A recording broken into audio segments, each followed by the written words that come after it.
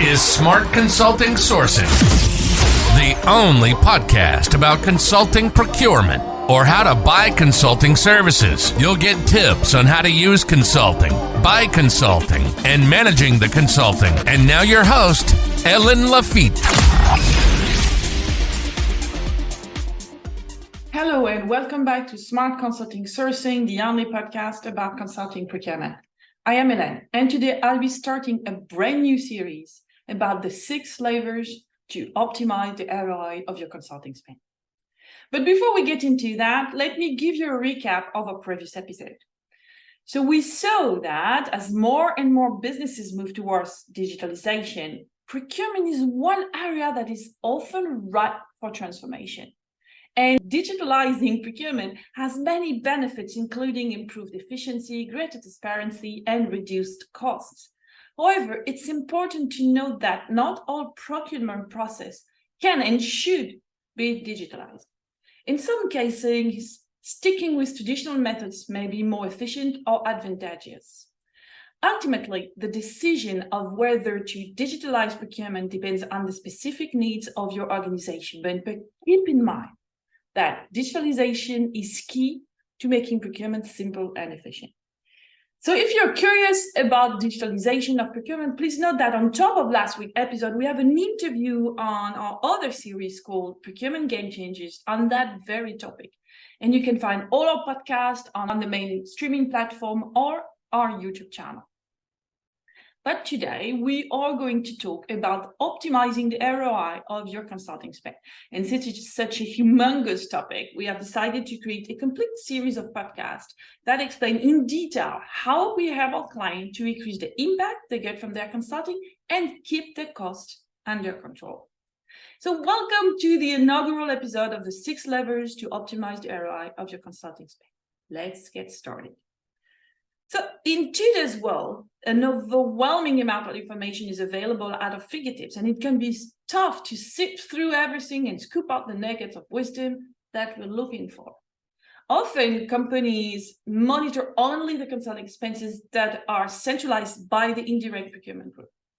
They consider that smaller projects are not relevant to the analysis of consulting spend. However, if you're familiar with the notion of tail spend, you know that when they are unmanaged, small expenses can add up to gigantic amounts. All the consulting expenses, even the small ones, must be integrated, and not optimizing consulting spend can be an 8-digit problem for your company. So you know, of course, that since consulting is allocated to OpEx, it has a direct impact on your bottom line. So what if you could add 0.5% to your EBITDA, right? So most companies work well to align their sourcing strategy with the overall goals and targets and optimize the procurement spend and the panel of providers. They even use consultants to accelerate their projects.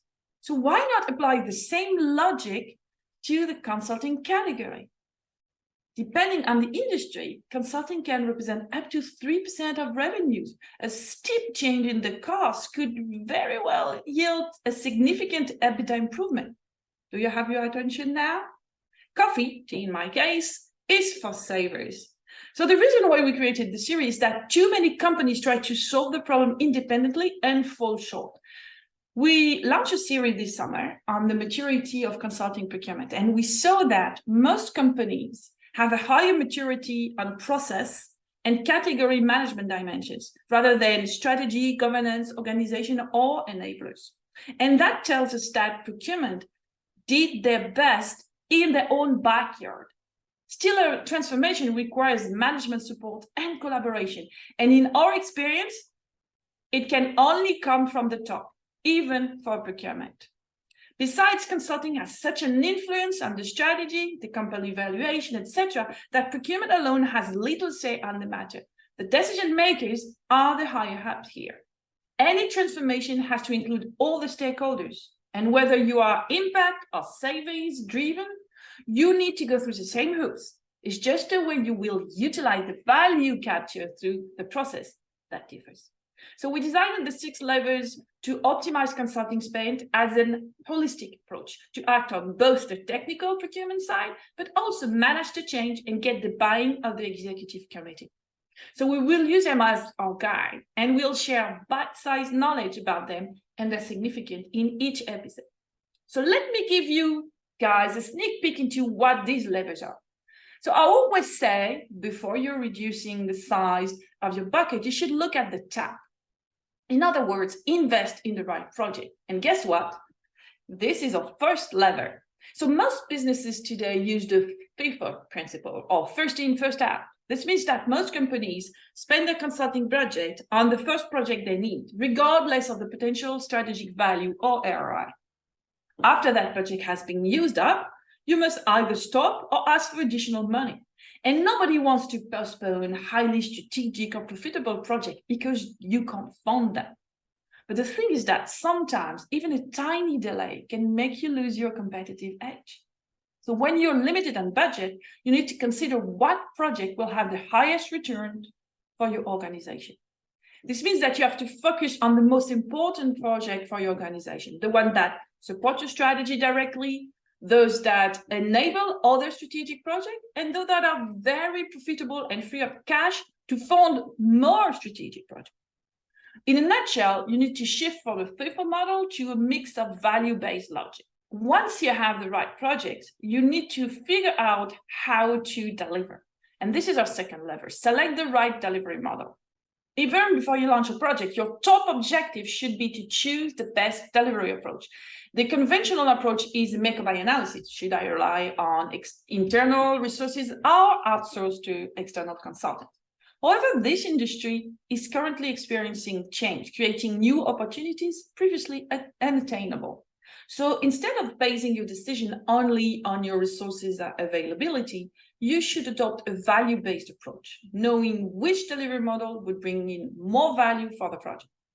And your approach can integrate the need of confidentiality, of course, the internal versus external dilemma, the need for skill development, etc. And also explore the different compensation models and see which one is better for this project. But beyond this individual project, there are some interesting opportunities in the consulting space, and you need to look at the big picture. How can we utilize consulting platforms and expert networks? Should we create a group of internal consultants, or should we consider hybrid project teams? In other words, you have to develop an overarching policy to select the right delivery model, and then design an assessment tool for your teams so they can use it for every project. But to ensure these processes go smoothly and don't affect your pockets, controlling your cost would seem a viable way to proceed further. And that's our third lever, controlling your costs. So consulting can represent a significant part of your indirect spend. And because it is rarely managed professionally, often decentralized and scattered, it's an incredible source of savings. And historical relationship and the complexity of identifying your reliable consulting firms have led to an explosion of consulting costs. But the leaks in consulting procurement can come from several other sources. So sometimes you buy more than you need because your RFP are flawed. You don't always involve procurement in your purchase, and as a result, you might have a flawed procurement process and no visibility on the cost. But worse, because you don't benefit from their expertise and knowledge of procurement, it is sometimes impossible to anticipate and bend the curve. You don't always work with the right consultants because there's a lack of knowledge about the consulting market, a lack of diversity and in-depth expertise in the consultants identified, and as a result, a list of preferred suppliers that is not optimized for your needs. You don't always pay the right price. Many consulting buyers tell me that it is very hard to get some benchmark on consulting fees. And this is not the only reason for not paying the right price. Many companies work with premium consulting firms for operational projects or have a flawed price negotiation process. And sometimes you just lose control during the project because your internal stakeholders don't really manage the project and procurement is not doing its part either. And you don't always count on economies of scale. No framework agreement, no discounts on volume, use of price point too restrictive, encouraging workarounds. But the ROI is not only about cost, right? And those among you that follow me, you know that I prefer to focus on value impact. You know the other part of ROI? Here we go. Secure the impact. That's our four last lever. The right consulting firm can make or break a project. You want your project to deliver impact, whether it's advancing your strategy, tracking efficiencies, or capturing savings. And that means working with the right consulting firm. But what do I mean by right exactly? So it means right technical expertise, that's the capability, right industry experience, when necessary, it's not always the case, right political weight, depending on the exposure of your project, right footprint, culture, language, etc. And it's sometimes difficult to identify the right partner for your project, and consultants claim to be excellent at everything. So what are the key elements to secure impact? First, a well-written RFP that focuses on the must-have, the way you set the expectation and define the ideal consulting firm. You also have to make sure that the consultants have the experience and the skill they claim by checking their references. Manage your project to make sure they deliver on their expectation and use creative compensation models to align their goals with yours. Never forget that ultimately, when you buy consulting services, what you're looking for is not a deal or a fancy approach. It's an impact on your company, be it top line, bottom line, valuation, you name it. In the same way that you could control the impact, managing and making the most of your suppliers is essential. And this is our fifth leverage, managing the suppliers. Do you have a ready-made panel of suppliers who you know to be experts in the field you need for your business? Perhaps you do not. Checking with your department to find out how they access qualified consulting services and ensure they have predictable, responsible source of talents. In many organizations, consulting is bought directly by the end users, and procurement arrives at best at the negotiation phase. And procurement is often sidelining on administrative tasks such as contract management, purchase orders, and payments. But procurement has a lot to bring to the table. Performance measurement, spend management, relationship building, and risk assessments. All those are tools that are key success factors in purchasing any goods and services, including consulting. Your role is to make sure that the suppliers meet or exceed the buyer's expectations in terms of quality, delivery, and cost. But what we observe instead is poor supply management, which results in unreliable suppliers, disruption, conflicts, and unsatisfaction, and a lack of communication. So when you have all these leverages, what you need is to make sure the change sticks. You need to make the change sustainable. And that is our sixth lever, improving your consulting sourcing maturity in the long run. We all know that organizations should strive for excellence, but have you ever thought about what it takes to be a mature organization for consulting sourcing? First, and I mentioned that before, unless you're already best in class, you will have to transform your consulting sourcing. And that means you will need support from your leadership. Second, people. You need to embark them on the journey, but also train them, build the right organization, and put the right people in the right position. Then processes. How can you change your ways of working without defining new processes, decision-making, sourcing, etc.? And finally, you have to use the right enablers. We started the show with a recap from a previous episode on the digitalization of procurement. What is digital?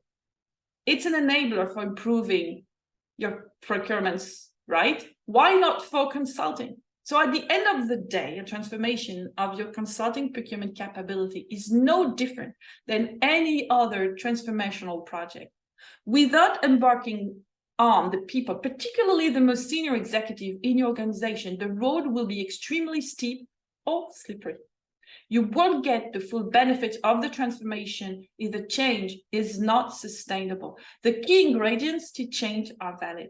Create a sense of urgency, involve the stakeholders early in the process, align the executive teams on the objective, communicate efficiently, manage anxiety from the key stakeholders, especially the procurement team, and demonstrate early results. Here you go. You know now our 6 levers to optimize the ROI of your consulting spend. So we have created this series with reference to the real world problems with insight from real world problem solvers. As well as consulting support can be a differentiator for businesses, especially during the worst inflation or recession.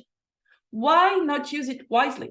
This series is aimed at facilitating just that. You'll emerge as wise, educated, informed consulting buyers and users at the end of the series. Here is a glimpse on what we will cover throughout the series. Why should companies optimize their consulting spend? What do the companies usually do about their consulting spend? Most of the time, the methods and processes they use are inefficient or don't work. So what can companies do to make it work? How to utilize 6 levers to optimize the ROI of your consulting spend? And what should you expect? And of course, where to get started. So over the next few weeks, you'll learn all about consulting spends and ways to optimize it. So don't skip a single episode to maximize your learning curve. And that marks the end of our podcast. Thanks for listening. So keep an eye out for me next week when I return with a new fascinating episode. Till then, stay safe and happy sourcing. And if you have any questions about how to optimize the ROI of your consulting spend, remember you can always contact me directly on LinkedIn or by email because I'm always game for a chat. Bye and see you next week. Au revoir. You've been listening to Smart Consulting Sourcing, the only podcast about consulting procurement. We hope you enjoyed the show. We'll be back soon, but in the meantime, hit the website at consultingquest.com. Find us on LinkedIn, Twitter, and YouTube. For questions and comments, send an email to ellen.lafitte@consultingquest.com. See you next time.